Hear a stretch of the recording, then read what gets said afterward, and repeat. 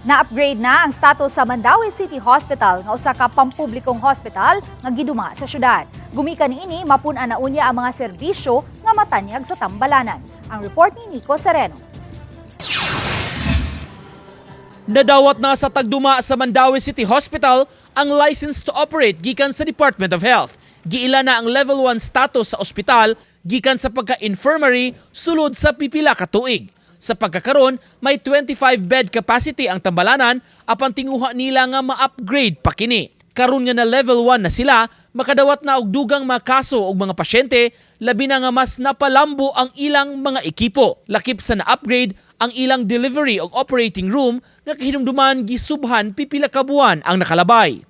From being infirmary, mahulog manggod nga si infirmary, being an infirmary facility, meaning mura siya kinamagwangan lang sa ato ang barangay health centers, no.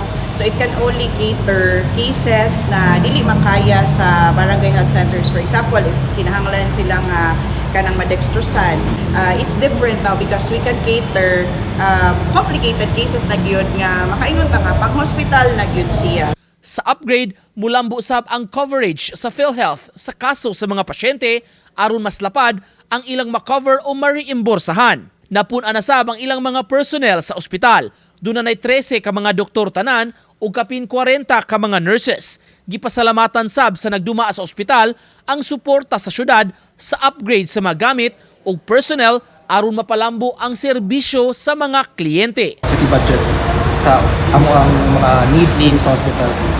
Fortunately si budget sa kay ila ra sa indicator. He made it possible yun nga mabudgetan.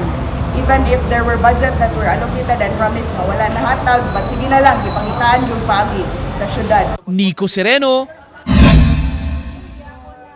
Balitang Bisdak.